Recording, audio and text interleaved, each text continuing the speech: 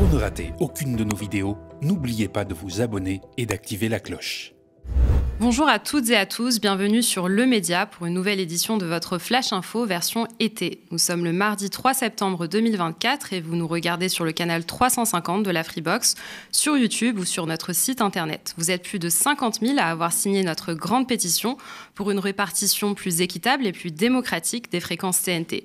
Continuez de signer et partager cette pétition sur tnt.lemediatv.fr. Continuez à nous soutenir même pendant l'été, abonnez-vous, faites-nous des dons, devenez sociétaires. On ne vit que de votre soutien. Et sans plus attendre, voici le Flash Info du jour signé par la rédaction du Média.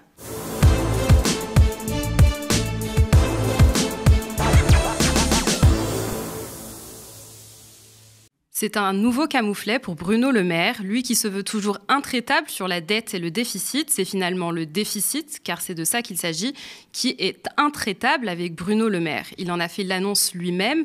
Le déficit public de la France risque de grimper à 5,6% du PIB cette année. C'est le deuxième camouflet de suite pour le ministre de l'Économie et des Finances démissionnaire. L'an passé, il avait déjà augmenté, passant à 5,5% du PIB. De quoi pousser l'Union européenne à lancer une procédure pour déficit excessif contre la France. Le déficit français devait retomber à 5,1% en 2024. Le gouvernement avait même prévu de retomber à 4,9% et à 3% selon la règle d'or de l'UE d'ici 2027.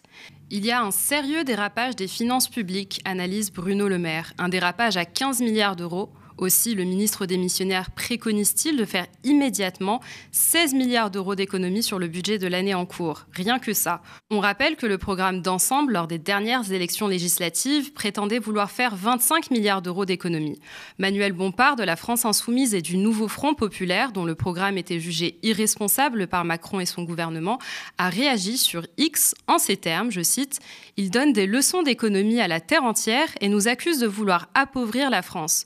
Mais il conduisent le pays dans le mur. Les sous-doués de l'économie sont au gouvernement démissionnaire. » On ne saurait trop rappeler que le déficit est surtout le résultat des dépenses publiques de l'État ainsi que des sources de recettes toujours plus moindres.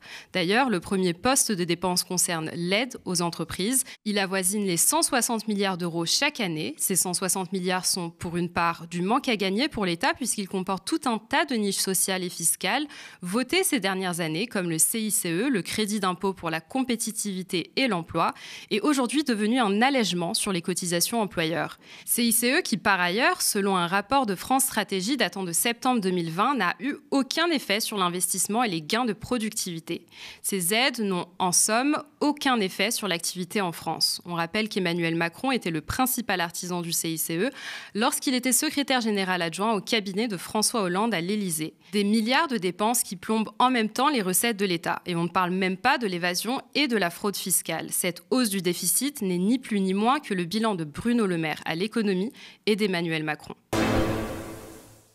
L'autre nouvelle du jour, c'est la relance du mouvement de grève des enseignants de Seine-Saint-Denis, interrompu par la période estivale. Un appel à la grève a été lancé par l'intersyndicale des enseignants pour le 10 septembre prochain. Le mouvement, qui avait débuté le 26 février dernier, réclame les mêmes choses qu'en début d'année, mais cette fois-ci sans interlocuteur. En effet, la ministre démissionnaire de l'Éducation nationale et de la jeunesse, Nicole Belloubet, devait recevoir les représentants syndicaux pour discuter du plan d'urgence 93. Mais la réunion a été annulée en raison du devoir de réserve des ministres pendant la période des législatives anticipées. Le plan d'urgence 93 vise, entre autres, à réduire les inégalités par rapport aux autres départements en renforçant notamment les moyens alloués aux départements.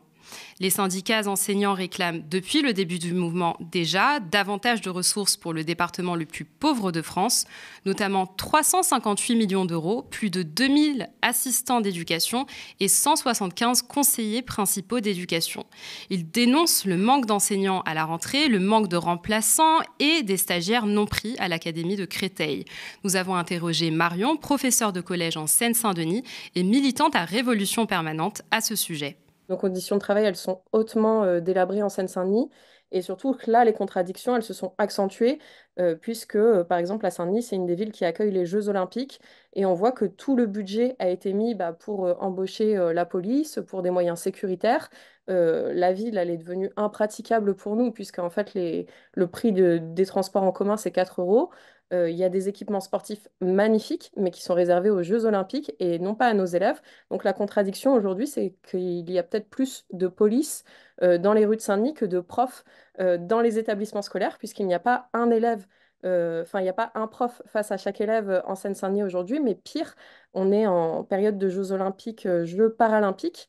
Et nos élèves qui sont en situation de handicap n'ont pas d'accompagnement, n'ont pas d'accompagnatrice à leur côté. Donc on voit qu'il y a une forte hypocrisie tant du côté des moyens que du côté de ce que veut paraître la France aujourd'hui avec ces Jeux paralympiques, puisqu'en vérité, il n'y a toujours pas d'inclusion des élèves en situation de handicap. Ça fait partie un peu de la colère de fond. Je dis ça, nos revendications, elles sont multiples. Elles sont à la fois sur avoir plus de moyens au quotidien, des embauches de personnel, de travailleurs de tout secteur hein, pour l'éducation. Les enseignants exigent également l'abrogation de différentes réformes, telles que le plan Choc des savoirs, mis en place fin 2023 par Gabriel Attal, alors ministre de l'Éducation nationale.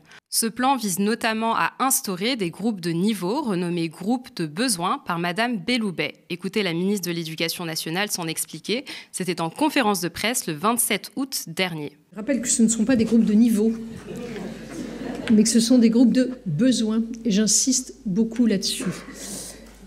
Vous savez, avec Gabriel Attal, nous étions convenus de garder chacun la terminologie qui nous convenait le mieux.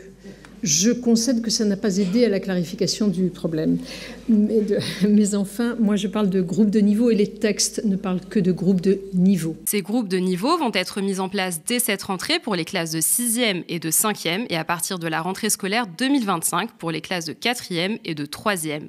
L'intersyndicale Éducation 93 appelle également au boycott de toutes les évaluations nationales mises en place par Gabriel Attal pour les étudiants de 4e. On a commencé à faire l'année dernière avec la mobilisation du 93, c'est à se réunir aux côtés des parents des élèves pour questionner même qu'est-ce que c'est que cette école sous le gouvernement Macron, parce qu'on voit que les réformes, c'est de plus en plus l'embrigadement de la jeunesse, le tri social de nos élèves, et de cet avenir-là pour nos élèves, nous, on n'en veut pas. On ne veut pas se faire le relais d'une éducation marche au pas. Donc c'est à la fois des revendications très très multiples, vous voyez. Début juillet, les résultats du CAPES annonçaient 629 postes non pourvus dans le second degré et 1536 professeurs des écoles devraient manquer à l'appel dès cette rentrée. Une grève générale inédite en Israël a été interrompue hier après-midi par le tribunal de travail de Tel Aviv suite à une requête du gouvernement Netanyahou. La grève, qui devait se poursuivre ce matin, a été brutalement interrompue par le gouvernement israélien suite à une plainte déposée par ce dernier. Le mouvement avait pourtant réussi à rassembler une centaine de milliers d'Israéliens. Les organisateurs revendiquent 500 000 personnes dans la nuit du dimanche 1er septembre, suite à l'annonce de la mort de 6 otages israéliens avant de lancer un appel à la grève générale. Mais les autorités israéliennes ont mené des arrestations très musclées pour mettre fin à ces manifestations. Les grévistes exigeaient un accord pour la libération des otages israéliens détenus par le Hamas à Gaza, en passant notamment par un cessez-le-feu. Avec le soutien américain, Israël mène une guerre contre Gaza depuis près d'1 an déjà, sur fond de destruction massive et de famine, dont les enfants sont les premières victimes. Hier, le Royaume-Uni a annoncé la suspension prochaine d'une trentaine de licences d'exportation d'armes vers Israël sur les 350 existantes, en évoquant notamment un risque qu'elles soient utilisées en violation du droit international à Gaza. Ce matin, le Premier ministre israélien Benjamin Netanyahou a qualifié cette décision de honteuse sur le réseau social X. Cette décision honteuse ne changera pas la détermination d'Israël à vaincre le Hamas, une organisation terroriste génocidaire qui a sauvagement assassiné 1200 personnes le 7 octobre, dont 14 citoyens britanniques. En parallèle, la rapporteure spéciale de l'ONU pour les territoires palestiniens, Francesca Albanese, a affirmé dans un communiqué publié hier que la violence génocidaire d'Israël risquait de s'étendre à la Cisjordanie. L'apartheid israélien vise simultanément Gaza et la Cisjordanie dans le cadre d'un processus global d'élimination, de remplacement et d'expansion territoriale, a-t-elle accusé dans ce même communiqué. L'experte indépendante des Nations Unies remet également en cause, je cite, « une impunité accordée de longue date à Israël permettant la dépalestinisation du territoire occupé, laissant les Palestiniens à la merci des forces qui cherchent à les éliminer en tant que groupe national ». Hier, le ministère de la Santé palestinien basé à Ramallah a annoncé qu'au moins 26 Palestiniens ont été tués par l'armée israélienne en Cisjordanie en l'espace de 5 jours. Merci d'avoir suivi ce Flash Info de l'été du média sur tnt.lemediatv.fr. Vous êtes déjà plus de 50 000 à avoir signé notre grande pétition pour une répartition plus équitable et plus démocratique des fréquences TNT. Continuez à la signer et à la partager. Aussi, c'est vous qui permettez l'existence d'une info libre et indépendante des forces politiques et de l'argent en soutenant notre antenne.